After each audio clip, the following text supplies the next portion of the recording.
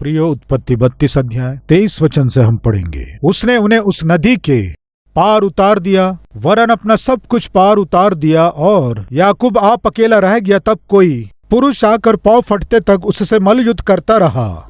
जब उसने देखा कि मैं याकूब पर प्रबल नहीं होता, तब उसकी जांघ की नस को छुआ, और याकूब की जांघ की नस उससे मल्लयुद्ध करते ही करते चढ़ गई। तब उसने कहा, मुझे जाने दे, क्योंकि भोर होने वाला है। याकूब ने कहा, जब तक तू मुझे आशीर्वाद ना दे, तब तक मैं तुझे जाने ना दूंगा। वहां क्या घटना घटी मैं आपसे बांटूंगा, ध्यान से सुने। 20 वर्ष पहले याकूब अपने पिता को धोखा दिया।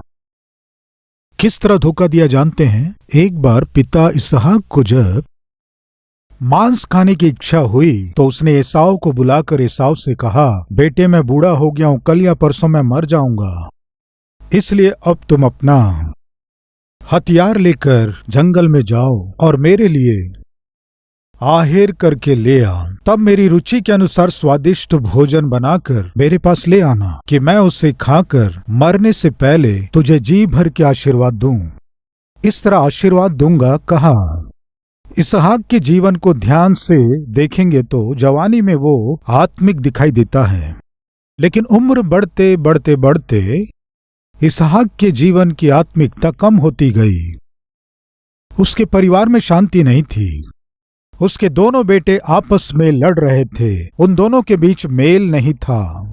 उस परिवार में दो पार्टी बन गई, पिता की पार्टी, माँ की पार्टी, पापा की पार्टी, मम्मी की पार्टी। आज ऐसे पार्टियां हमारे घरों में हैं कि नहीं? बड़ा बेटा और माँ एक पार्टी, बेटी और पिता एक पार्टी, नहीं है कहेंगे? इसहाक और बड़ा बेटा एसाव एक पार्टी, माँ रिबका और याकूब एक पार्टी। एक परिवार है, लेकिन उस एक परिवार में दो पार्टियां।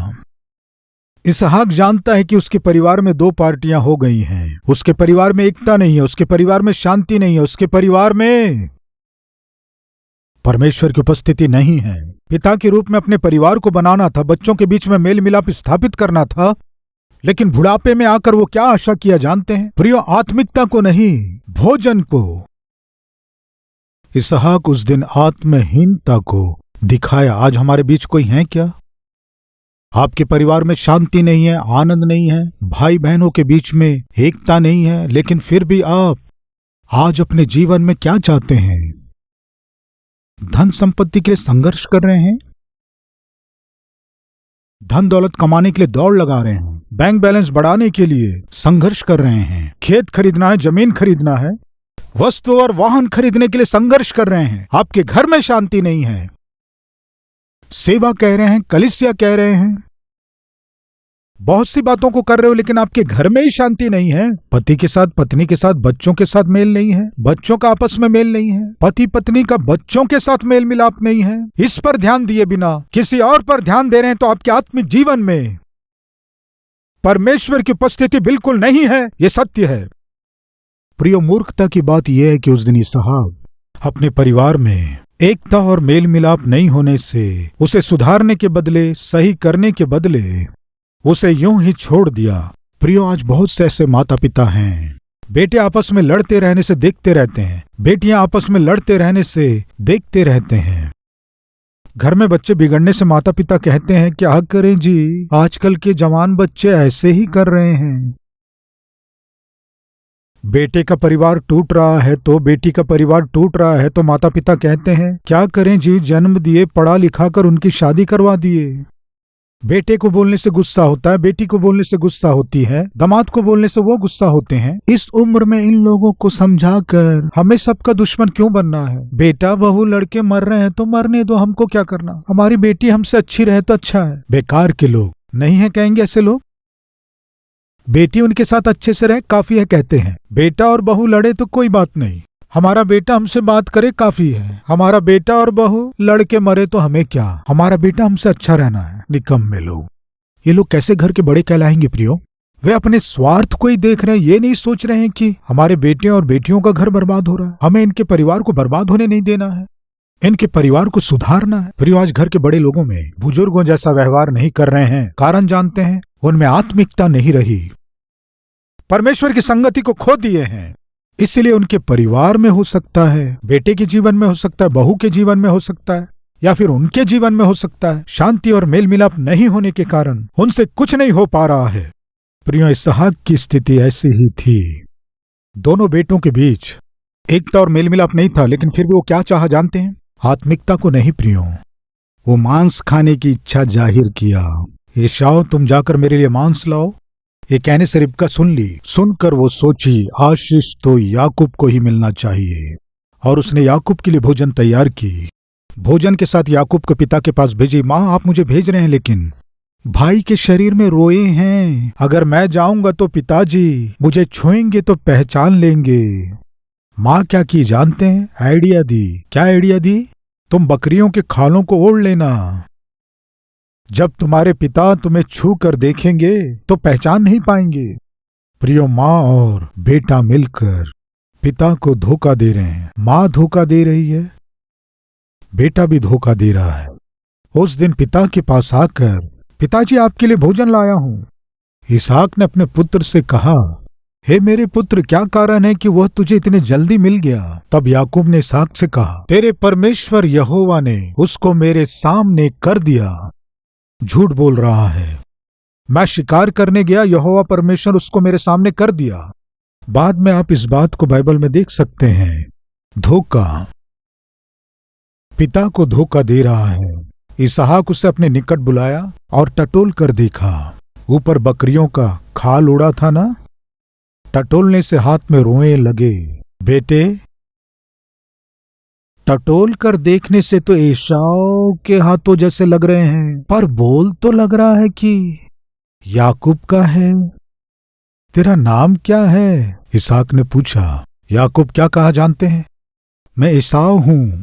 क्या पता, मुझे कुछ समझ में नहीं आ रहा है। प्रियो, वो भोजन के लालच में पड़ गया था।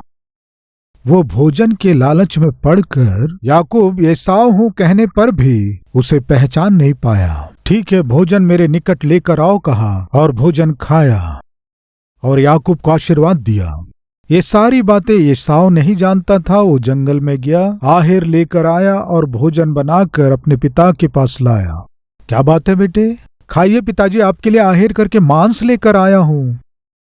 तुम कौन हो बेटे? तुम कौन हो? क्यों कह रहे हो पिताजी? आप ही ने तो कहा था मुझे मांस खाना है। मैं आहेर करके मांस लाकर भोजन पकाकर लाया हूं पिताजी। खाइए पिताजी।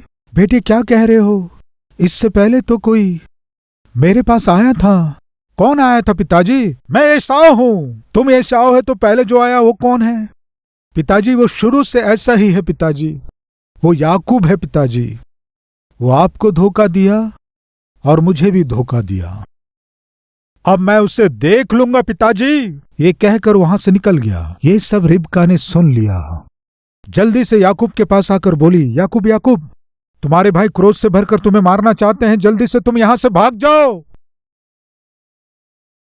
उनकी की गई गलती से क्या हुआ जानते हैं? जो उस समय तक एक ही घर में रहकर अलग रहते थे, एक ही घर में रहकर अलग रहने वाले इस परिवार को धोखे ने क्या किया जानते हैं? हमेशा के लिए अलग कर दिया। पतियों, धोखा मत दो। वो धोखा आपको अपने परिवार से हमेशा के लिए दूर कर देगा। पत्नियों, धोखा मत दीजिए। बच्चों, धोखा मत दीजिए।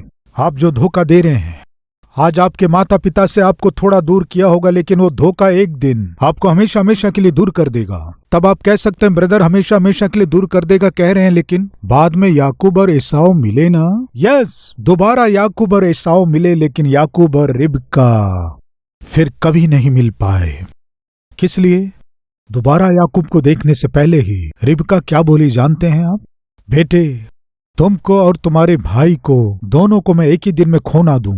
तुम दूर कहीं भाग जाओ। दोबारा किसी दिन मैं तुम्हें देख पाऊं, मुझे अवसर मिलेगा। भाग जाओ। इस तरह उसे भागने के लिए प्रोत्साहित की। याकूब भाग गया।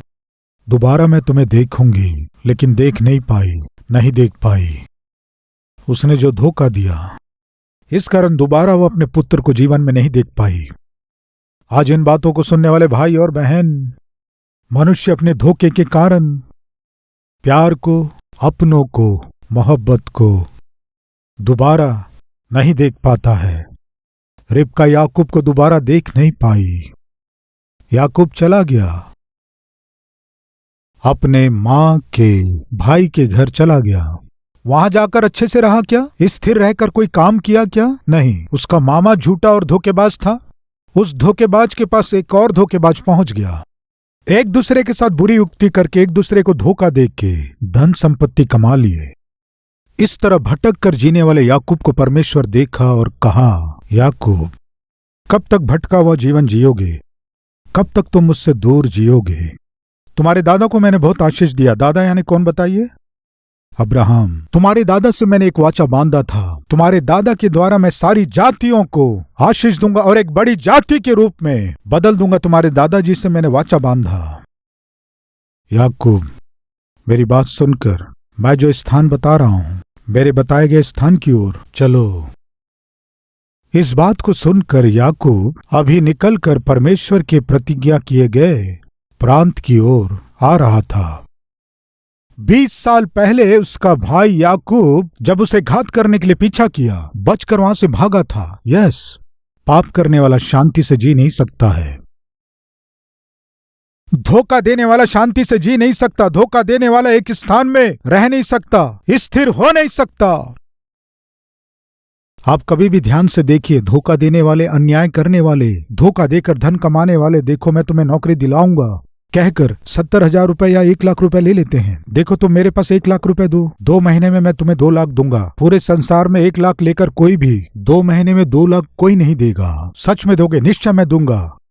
इस तरह कहने से बेचारा सोचता है, यदि मैं बैंक में रखूंगा तो 6 साल के बाद 1 लाख 2 लाख होगा। वही अगर इसके हाथ में दूंगा तो 2 महीने में ही 1 लाख 2 लाख हो जाएगा। लोभ सब प्रकार की बुराइयों की जड़ है। ये सोचकर उसके हाथ में दे दिए।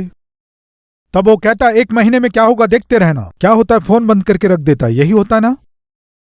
उसका फोन स्विच ऑफ हो जाता और आपकी स्थिति उसके चारों ओर घूमते रहना। किस लिए? वो आपको मिलेगा नहीं ना। पाप करने वाला शांति से एक स्थान में बैठ नहीं सकता।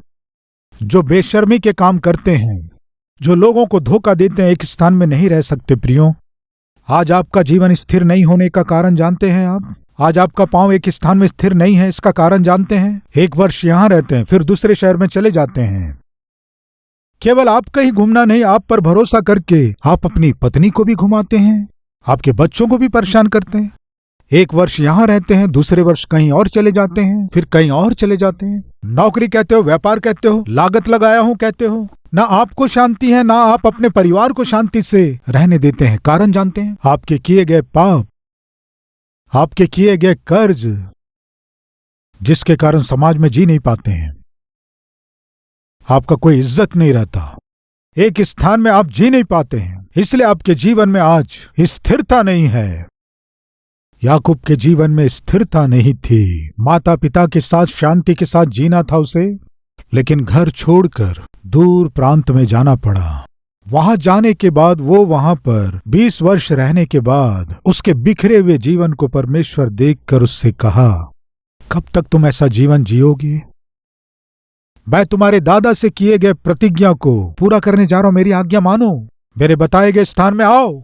इस तरह परमेश्वर कहने से याकूब वहां से अपने मामा को बताए बिना फिर से भाग कर आ रहा था। इस तरह भाग कर आते समय में याकूब को एक समाचार मिला।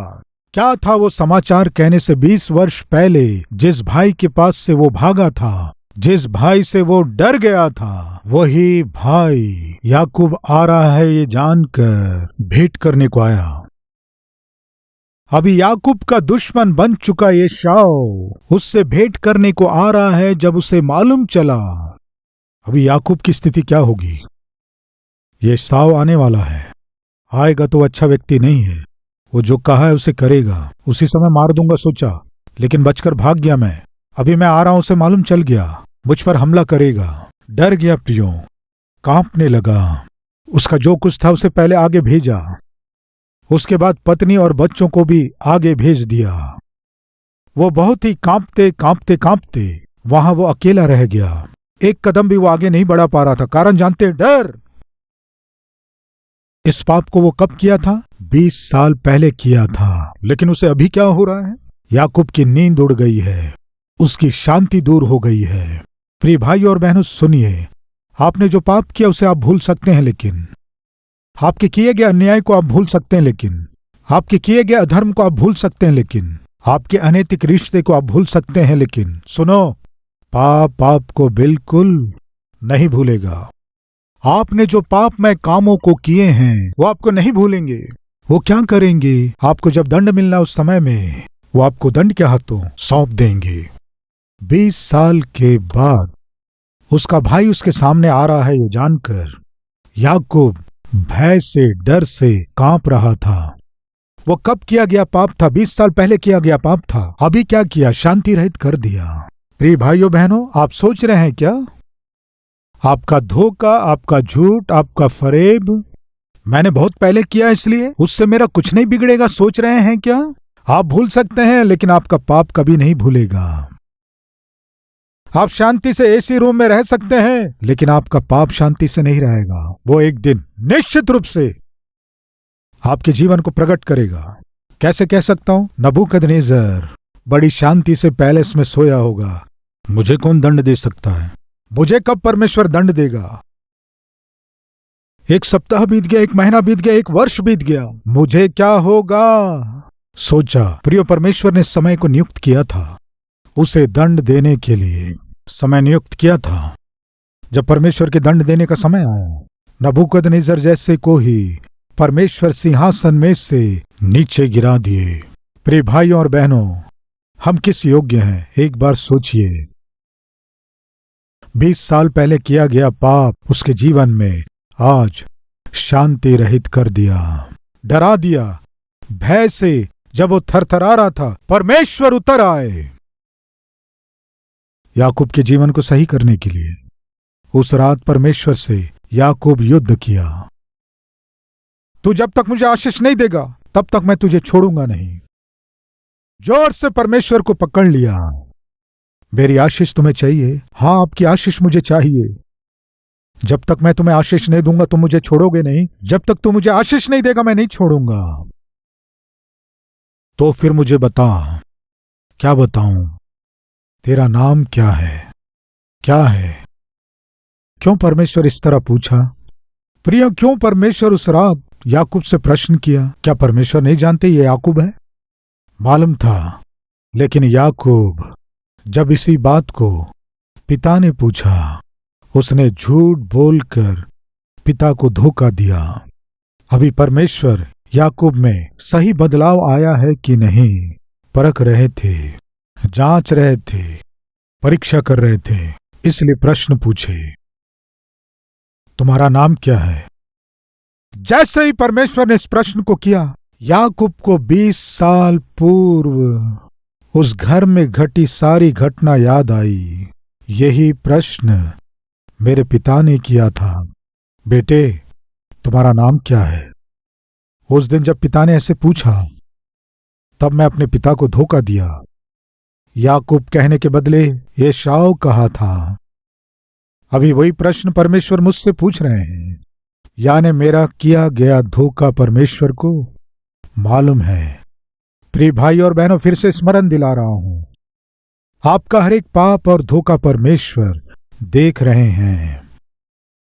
आप कितनी भी चतुराई से, सावधानी से अपने पाप को छिपाना चाहें, परमेश्वर से आप छिपा नहीं सकेंगे। आप सोच रहे हैं मेरे गलत काम कोई नहीं जानता है, लेकिन स्वर्ग का परमेश्वर आपके जीवन को रिकॉर्ड कर रहे हैं। इस बात को ना भूलें।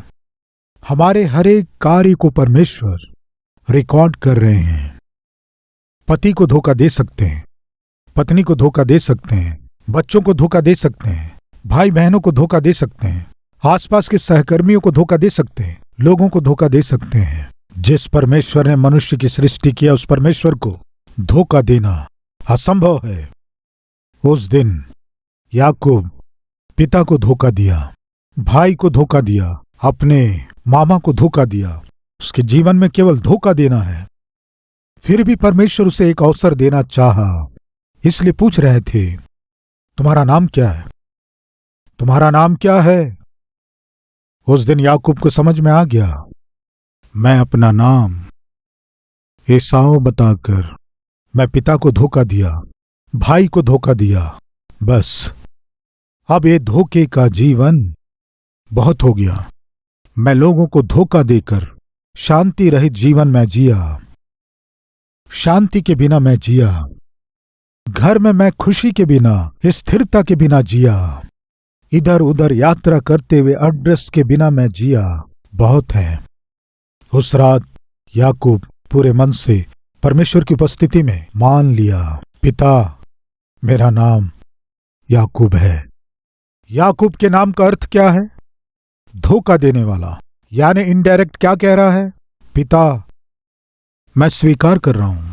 क्या स्वीकार कर रहे हो? मैं धोखेबाज हूं, मान रहा हूं धोखेबाज हूं, लेकिन किसी के आगे मैं माना नहीं। लेकिन आज आपके आगे मैं मान रहा हूं, मेरे धोखे का जीवन आज मुझे शांति रहित कर दिया।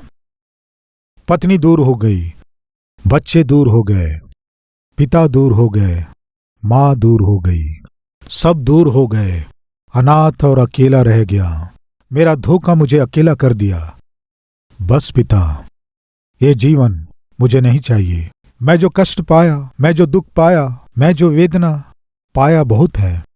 आज से मेरा जीवन एक नए जीवन के रूप में रहना आशा कर रहा हूं। धोखेबाज हूं, मान लिया।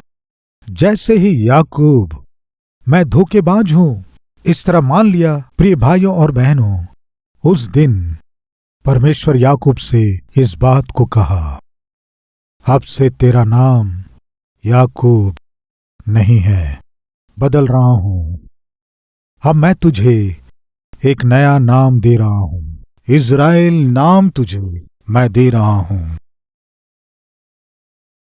अब से तेरा नाम धोखेबाज नहीं है, इस्राएल नाम रख रहा हूं। तेरी स्थिति को बदल रहा हूं, तेरे स्तर को बदल रहा हूं, तेरे स्थान को बदल रहा हूं, तेरे संतान को बहुत ही आशीष देने जा रहा हूं। तेरे नाम से एक देश को ही स्थापित करने जा रहा हूं। कितना महान परमेश्वर है प्रियों। एक धोखेबाज अपने धोखे को जब मान लिया तो परमेश्वर उसे कितना आशीष दिए जानते हैं? याकूब जैसा धोखेबाज जब अपनी गलतियों को मानकर एक नए जीवन की आशा किया तो परमेश्वर एक व्यक्ति के नाम से एक देश को ही स्थापित कर दिए। कितना महान परमेश्वर है। इज़राइल देश आज पूरे विश्व में एक शक्तिशाली देश है।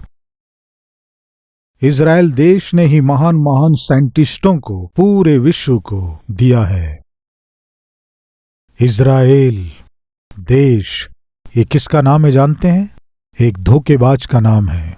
लेकिन वो नाम कब रखा गया जानते हैं? एक धोखेबाज अपने धोखे को मानकर जब छोड़ दिया तब। आज आप अपने धोखे को, धोखे के जीवन को यदि छोड़ देंगे तो परमेश्वर आपको अद्भुत रूप से आशीष देंगे। केवल आपको ही नहीं, आपके द्वारा आपके संतान को आशीष देंगे, आपके संतान के संतान को आशीष देंगे। मैं आज आपसे पूछ रहा हूं, परमेश्वर आपको आशीष देने की आशा कर रहे हैं, लेकिन आप आशा कर रहे हैं क्या? या नबूकदनेस्सर के समान दिए गए अवसर का लाभ ना उठाकर अपने ही हाथों से अपने उस पदवी को, अपने उस सिंहासन को वो खो दिया? वैसे ही आप परमेश्वर के दंड के अधीन होकर अपना सब कुछ खोना चाहते हैं? या आज परमेश्वर के देने वाले क्षमा को पाकर आशीषों को पाना चाहते हैं? आपकी मर्जी। प्रार्थना करेंगे। हर एक जन अपनी आंखें बंद करें।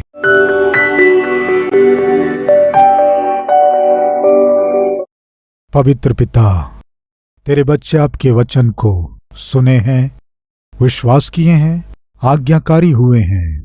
अब से लेकर हर एक जन पिता आपके देने वाले प्रेम को, आनंद को, आपकी शांति को, समृद्धि को, आपके सारे आशीषों को अनंत काल तक वचन को सुनने वाले हर एक जन पर कीजिए।